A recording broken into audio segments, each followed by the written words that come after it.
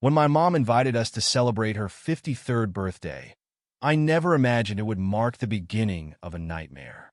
My wife, Claire, and I had been married for 5 years by then. She was always at ease with my family, especially with my dad, Brian, and I had grown used to their friendly banter. My parents had a way of making everyone feel welcome, so it never crossed my mind to worry when Claire seemed particularly warm around him. The party was everything Mom had wanted, full of people, laughter, and memories in the making. The house buzzed with joy, and the air was filled with the scent of roasted meats, her signature lasagna, and chocolate cake. It was exactly the kind of celebration that sticks with you for years. Claire had dressed to impress, looking stunning in a deep green dress that accentuated every curve. I thought she wanted to shine for the event for us. Little did I know there was more behind her flawless smile. At first, nothing seemed amiss. Claire was doing what she did best, socializing. She mingled, shared jokes, and even helped serve drinks, making sure everyone, especially Brian, had enough to eat and drink. The image of her standing close to him, glass of wine in hand, seemed innocent enough. Claire loved conversations, and Brian, well, he was the charming sort, always had been. I told myself it was just friendly chatter between a daughter-in-law and her father-in-law. As the evening wore on, the buzz of alcohol thickened the air. My mom was radiant, surrounded by friends, and I was busy catching up with family members I hadn't seen in a while.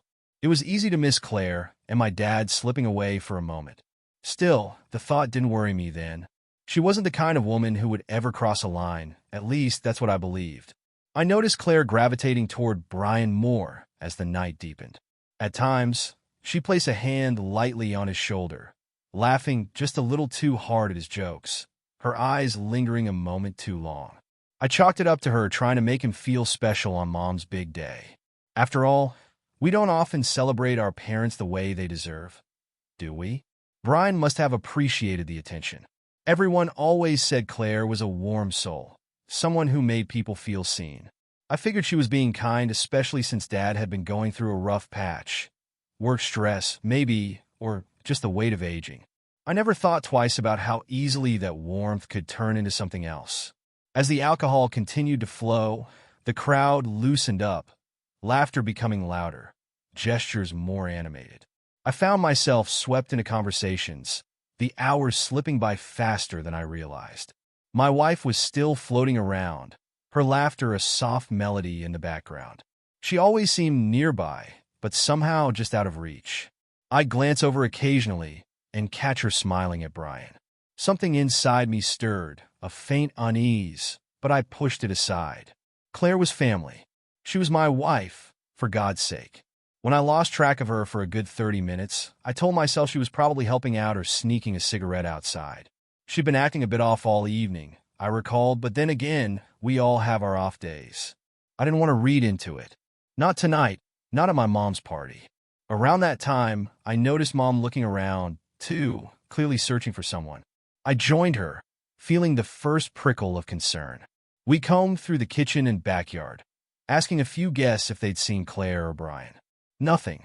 A strange tightness began to grip my chest, but I kept it under control. Maybe they were in the garage, swapping stories over a few more drinks. But that was when we both heard the sound. Laughter, faint but unmistakable, coming from upstairs. I felt a wave of nausea, telling myself it was nothing. Brian had probably gone to show Claire some old family photos. He was always nostalgic like that. My mom, on the other hand, was growing more uneasy by the second.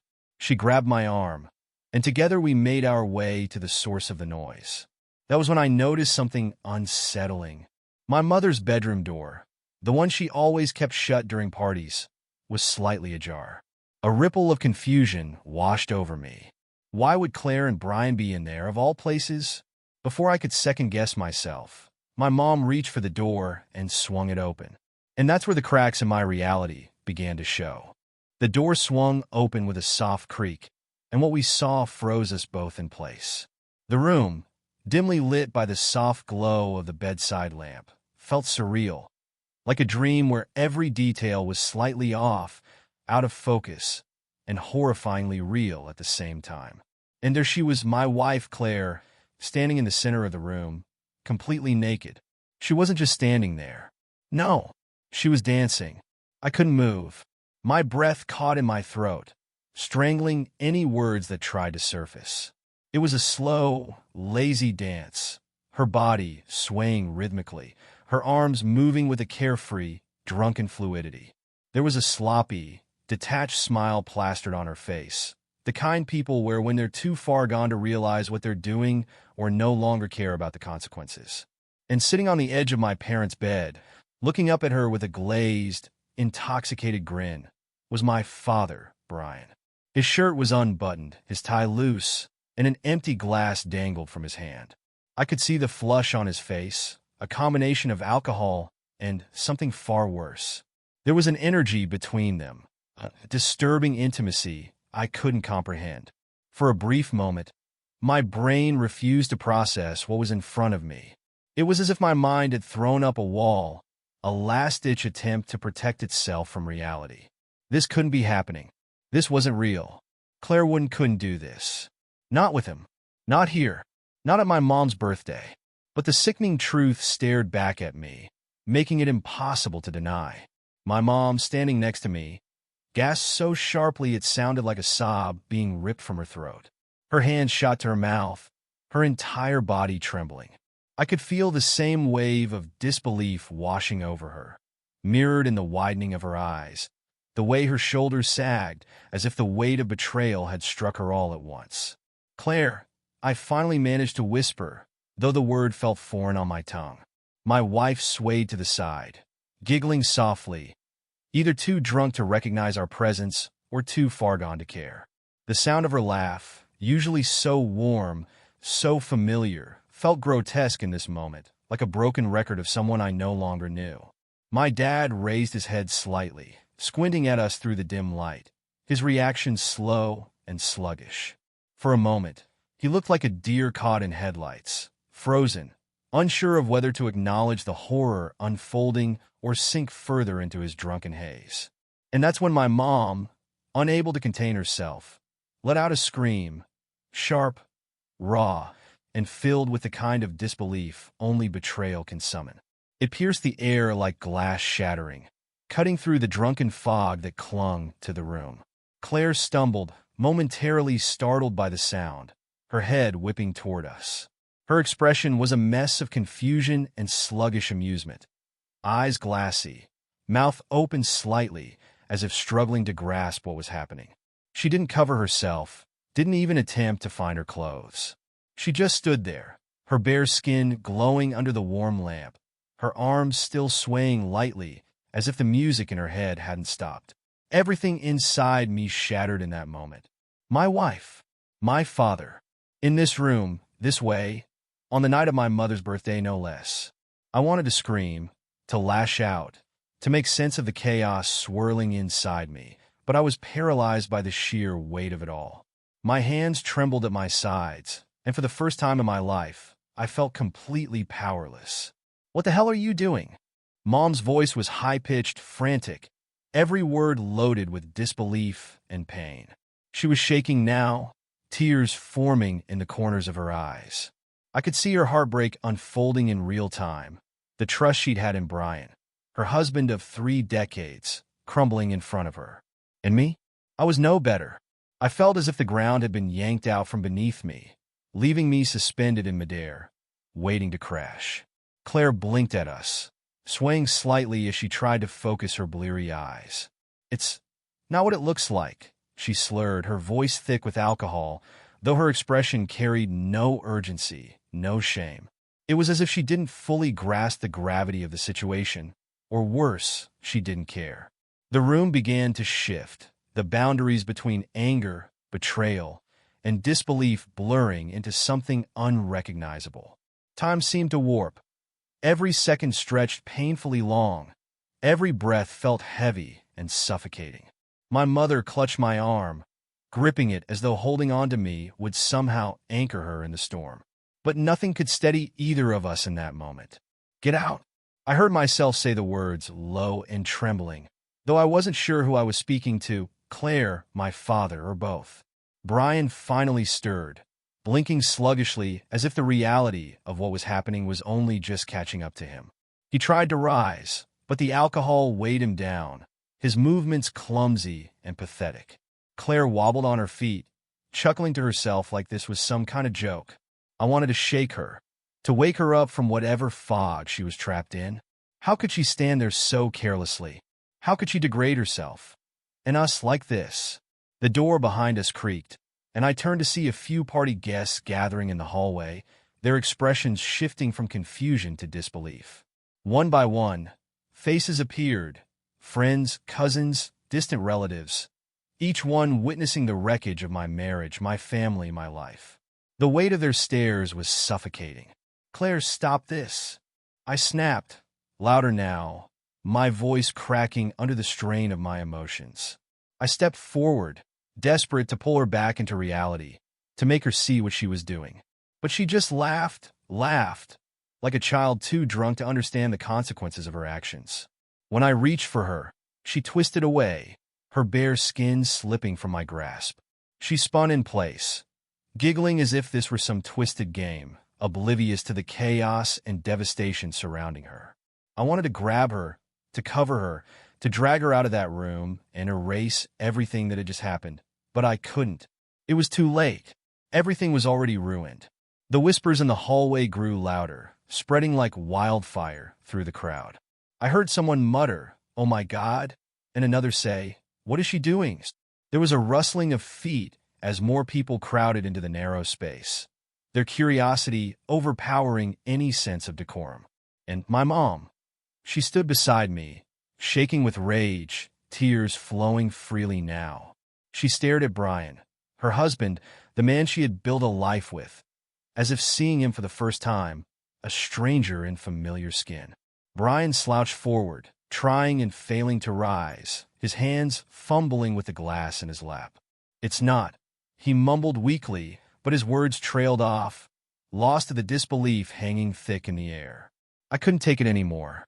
The weight of the shame, the betrayal, and the humiliation crushed me from every direction.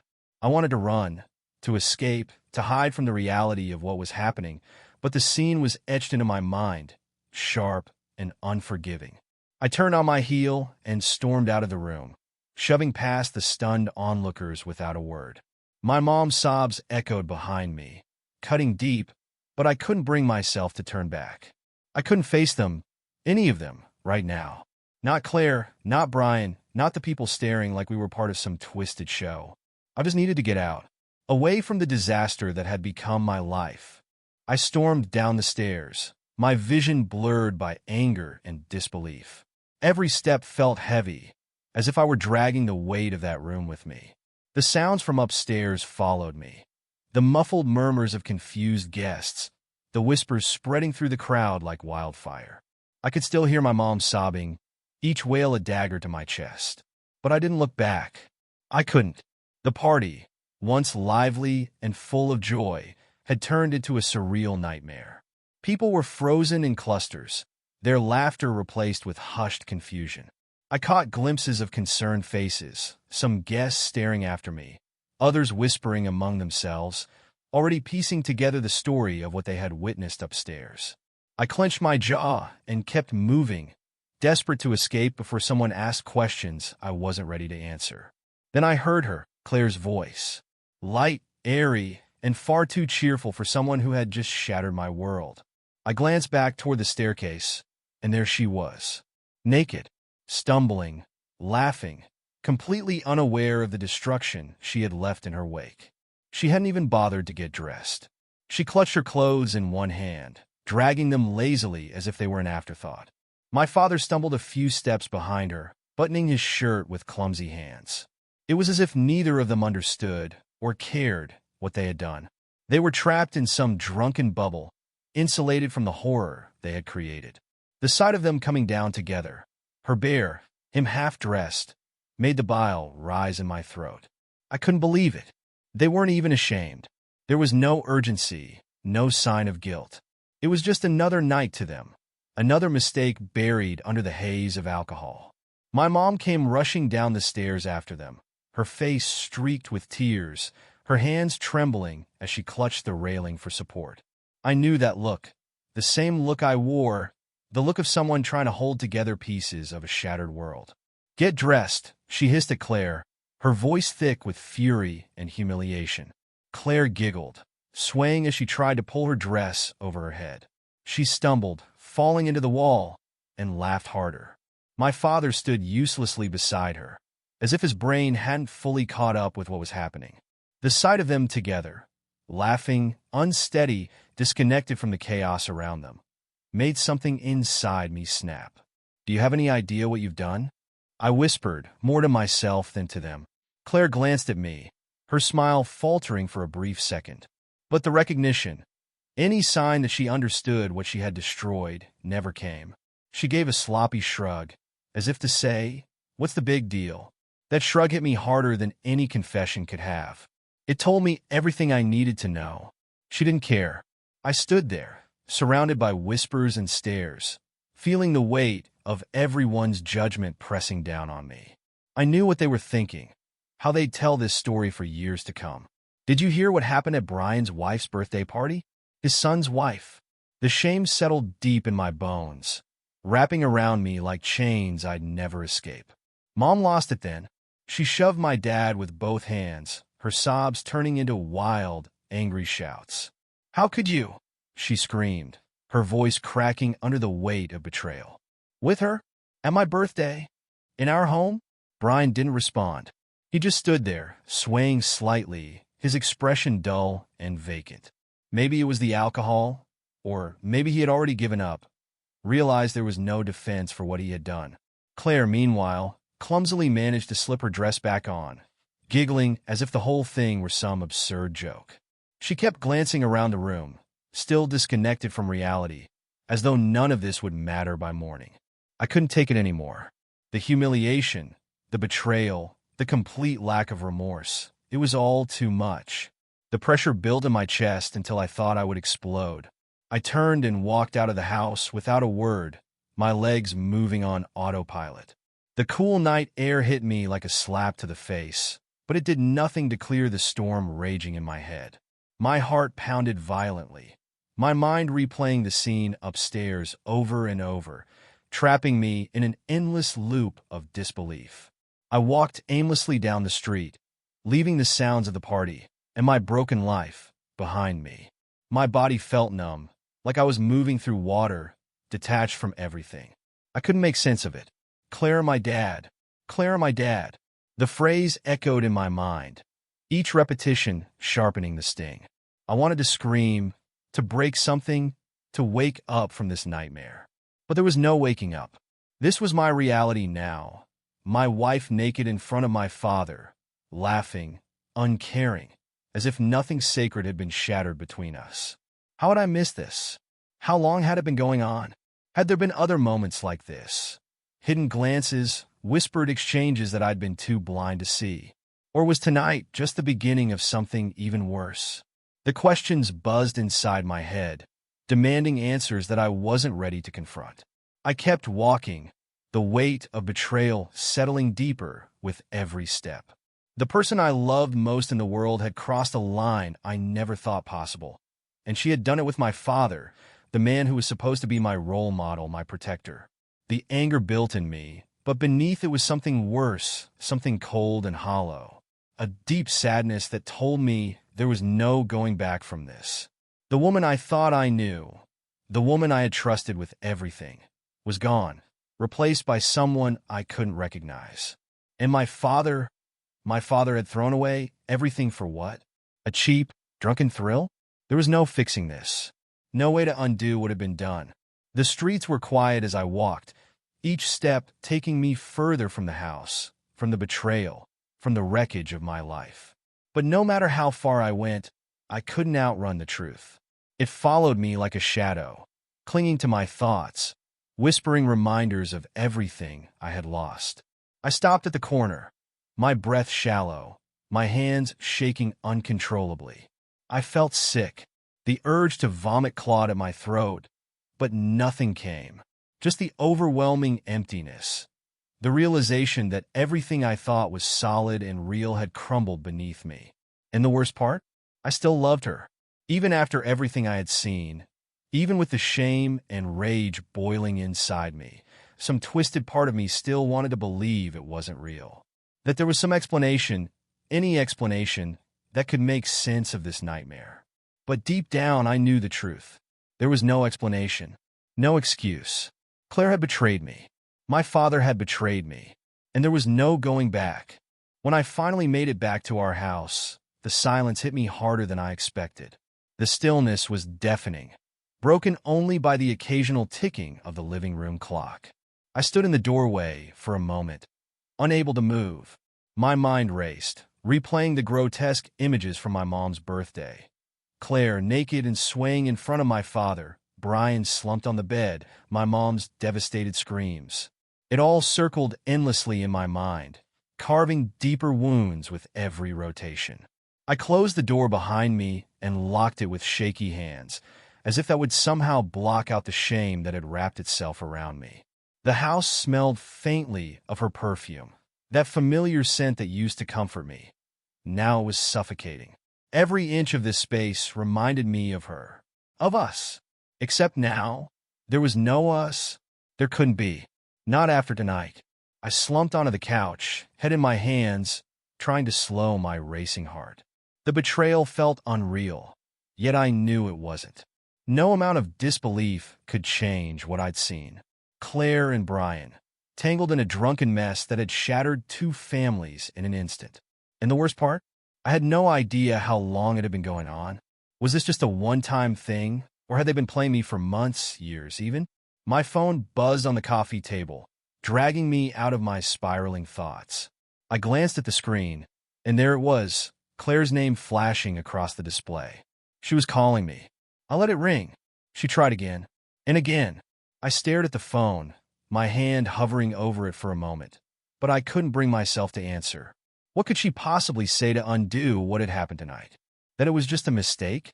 That she was too drunk to know what she was doing? I wasn't interested in excuses. The ringing stopped, and moments later, a notification popped up, a message from her. I opened it more out of instinct than curiosity. Please come back. I didn't mean it. I was drunk. It was nothing, I swear.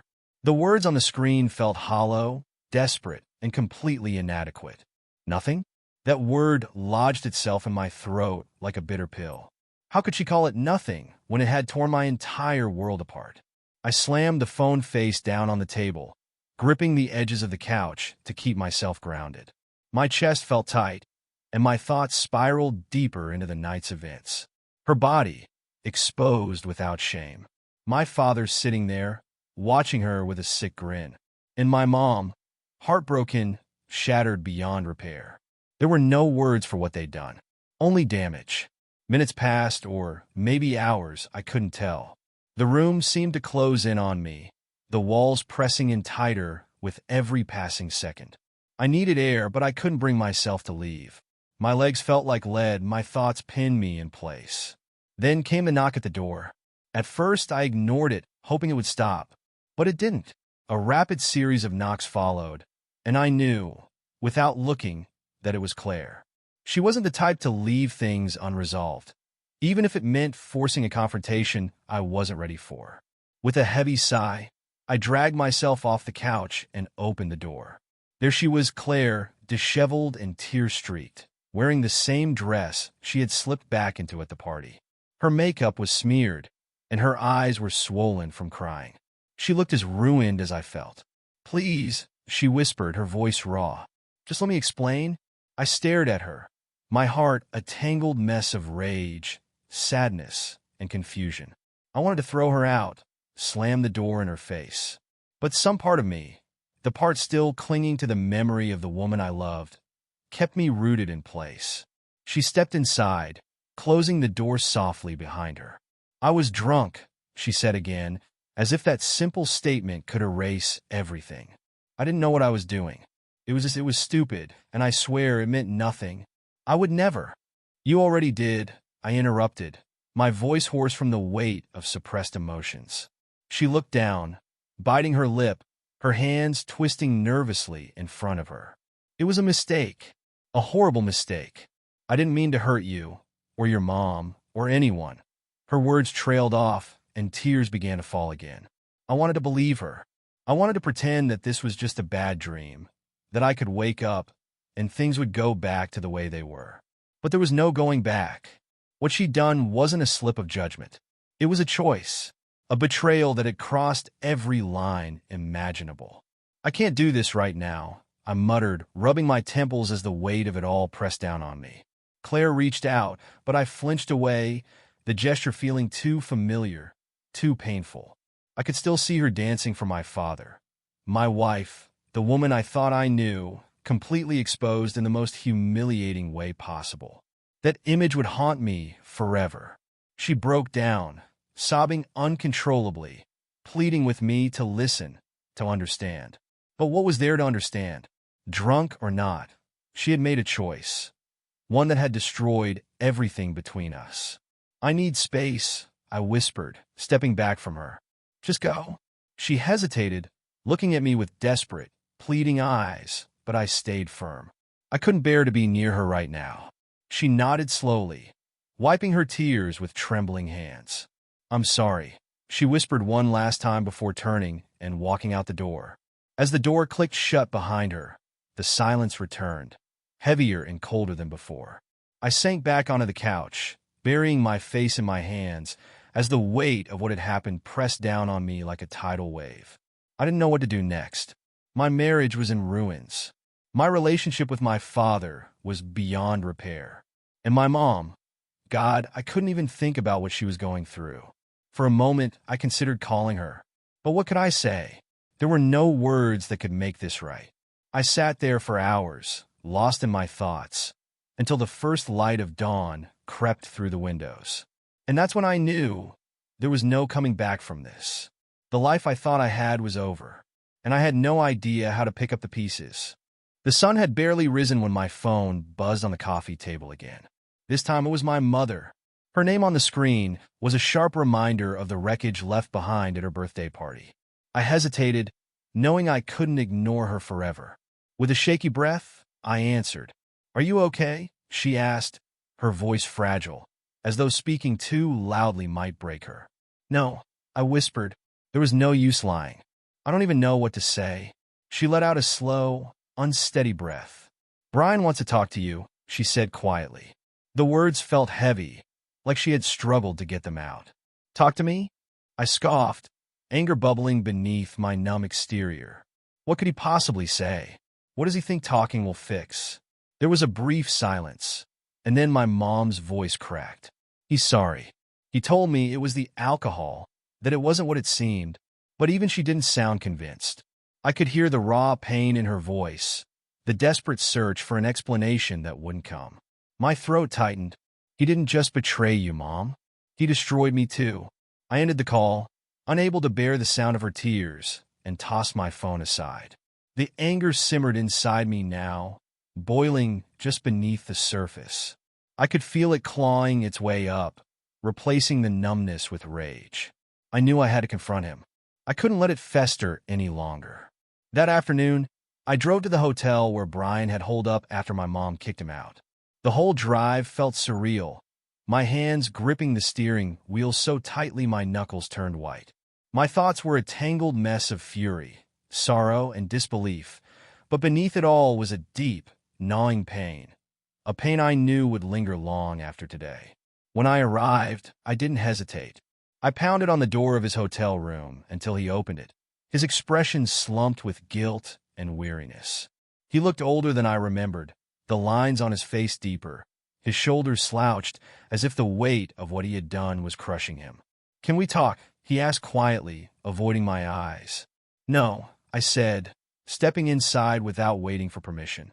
You don't get to talk your way out of this. The room was dimly lit, and the stale smell of cheap alcohol lingered in the air. Empty bottles cluttered the nightstand, a testament to his pathetic attempt to drown his shame. He sat on the edge of the bed, his hands folded between his knees, staring at the floor. I don't know what to say, son. I didn't mean... Don't, I snapped, cutting him off. The word son made my stomach churn. You don't get to call me that. Not after what you did. He winced but nodded, accepting the boundary I had drawn between us. It was the alcohol, he mumbled, rubbing his face with both hands. We were drunk. I wasn't thinking straight. I took a step closer, my fists clenched at my sides. You were drunk, I repeated bitterly. And that makes it okay? You let my wife, my voice cracked, and I had to stop swallowing the lump in my throat. You let her dance for you. You sat there and watched. He looked up at me then, his eyes wet with tears. I swear it didn't mean anything. It wasn't planned. It just happened. The rage surged through me, and for a moment I saw red. I wanted to hit him, to make him feel a fraction of the pain he had inflicted on me. My fists itched to connect with his jaw, to knock him to the ground and leave him as broken as I felt inside. But I stopped myself. Barely. Instead, I took a step back, breathing heavily. You ruined everything, I whispered, my voice shaking with the weight of betrayal. You broke Mom. You broke me. And for what? A few drinks and a naked woman? You threw us all away for that. He hung his head silent. There was no defense he could offer, no excuse that would make it right. I'm done with you, I said quietly, the finality of the words settling between us like a heavy stone. You're not my father anymore. He flinched as if I had struck him, but I didn't care. I turned and walked out of the room without another word, slamming the door behind me. The drive home was a blur. I felt hollow, as though the confrontation had drained whatever emotions I had left. But I knew this wasn't over. Not really. When I got home, the weight of everything crashed down on me again, heavier than before. I sat at the kitchen table, staring at the wall, trying to piece together how my life had unraveled so quickly. My hands shook as I reached for my phone, scrolling through the dozens of missed calls and messages from Claire. One message stood out from the rest. We need to talk. Please. I'll explain everything. I knew there was nothing she could say that would fix this. But I needed closure. I needed to hear her admit it, to say the words out loud so I could finally put an end to the nightmare. I texted her back, telling her to meet me at the house. When she arrived, her face was pale and drawn, her eyes puffy from crying. She stood in the doorway, clutching her purse, as if it could shield her from the storm brewing between us. I'm sorry, she whispered, her voice barely audible. I didn't mean to hurt you. I crossed my arms, leaning against the wall. Tell me the truth, I said flatly. How long has this been going on? She blinked, confused. What do you mean? Don't play dumb, I snapped, my patience hanging by a thread. Was it just tonight? Or have there been other times? Other moments you thought I wouldn't notice? Her lower lip trembled, and she shook her head. It was just tonight, she whispered. I swear, it was a stupid, drunk mistake. I stared at her, searching for any sign of honesty in her tear-streaked face. But all I saw was regret. Regret for getting caught, not for what she had done. I loved you, I said, the words tasting bitter on my tongue. I trusted you. She opened her mouth to respond, but I raised a hand to stop her. It's too late, Claire. We're done. Her tears fell harder, but I felt nothing. No pity, no sadness, just the cold, hard finality of the truth. I'll send you the divorce papers, I said quietly, turning away from her. There's nothing left to say. She didn't argue. She knew as well as I did that there was no coming back from this. And just like that, she was gone. The door clicked shut behind Claire, and the silence that followed felt both suffocating and liberating. I stood in the dimly lit living room, frozen for a moment, as if waiting for some final wave of emotion to wash over me. But there was nothing. No rage. No sadness. Just an empty stillness, like the eye of a storm after the destruction had already passed. I sat down slowly on the couch, staring blankly at the patterns on the wall, replaying the events of the past few days in my mind. The betrayal was done. The truth was out. And yet, instead of the closure I'd hoped for, all I felt was a hollow ache, a sense that no matter what happened next, nothing could undo the damage. I had confronted Claire. I had confronted my father. I had walked away from both. But even with the decisions made, the weight of it all lingered. How do you let go of a life you built, piece by piece, only to watch it crumble beneath the weight of betrayal? In the following days, I drifted through the motions of life like a ghost. I packed Claire's things into boxes and left them by the door. I avoided calls from family, especially my mom. Every time the phone buzzed, it felt like a reminder of the wreckage I'd left behind. I knew she needed me, but I wasn't ready. Not yet. I couldn't bring myself to visit her or talk about my father. There were no words for what he had done. No apology could repair the cracks he had carved into my heart or into hers.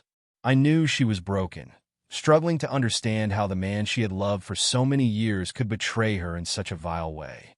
But I couldn't carry both her grief and mine at the same time. I barely ate, barely slept. The nights were the worst. Lying in the dark, staring at the ceiling, haunted by memories I couldn't shut off. I kept seeing Claire in that room, her body moving thoughtlessly, my father's leering gaze fixed on her like she was some prize to be won. The shame burned deeper every time I thought about it. I found myself scrolling through old photos on my phone one night, pictures of Claire and me during better times. Us laughing on a beach, curled up on the couch with pizza, celebrating anniversaries. Moments that felt like they belonged to a different life. I stared at one photo for a long time. Claire, smiling wide, her arms wrapped around me at a family barbecue. How had we gone from that to this? How had everything unraveled so fast? I wanted to hate her. I wanted to feel anger every time I thought about her. But the truth was messier than that. Love doesn't just vanish overnight. Even when betrayal rips it apart, there was still a part of me, small and foolish, that loved her despite everything. And that was the hardest part to swallow. A week passed before I heard from my mom again. This time, she left a voicemail, her voice shaky but determined. "Brian's been in the hospital," she said quietly. "He drank too much. He isn't doing well." I sat with the phone in my hand for a long time, feeling the old anger flicker back to life. Part of me wanted to ignore her message. He wasn't my father anymore. He had made his choice, and so had I. But another part, the part that remembered the man he used to be, felt something else. Not forgiveness, but something close to pity. No matter what he had done, he was still a broken man. And as much as I hated him, I couldn't deny that some part of me still cared. The next morning, I drove to the hospital. When I walked into his room, he looked like a shadow of the man I used to know, gaunt, tired, weighed down by guilt and regret.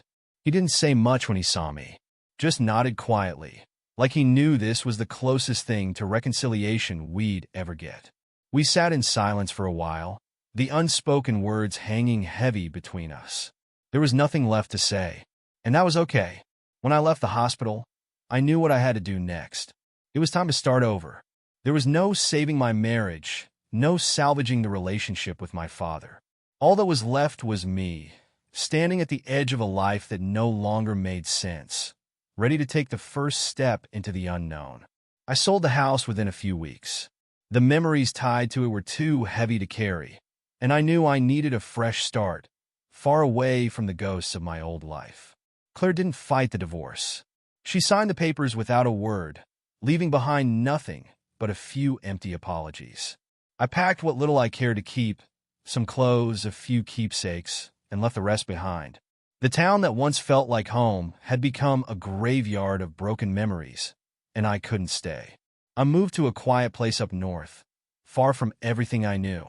It wasn't glamorous or exciting, but it was mine. I got a small apartment and started focusing on rebuilding slowly, piece by piece. The nights were still hard, but they got easier over time, and with each passing day, the weight of betrayal grew lighter. There were no dramatic resolutions, no grand epiphanies, just small moments of healing, like waking up one morning and realizing that I hadn't thought about Claire or my father in days, or laughing at a joke without the familiar pang of sadness creeping in. In time, I found peace. Not forgiveness, because some wounds run too deep for that, but peace. A quiet acceptance that some things are meant to break, and not every relationship is meant to be saved. I thought about my mom from time to time, wondering how she was doing. I knew she was still in contact with my father, though they never truly reconciled. Some wounds, like ours, never fully heal. But I had learned something in the process, something Claire and Brian had never understood. Betrayal doesn't define you. What matters is what you do after the pieces fall. And piece by piece, I was learning how to live again,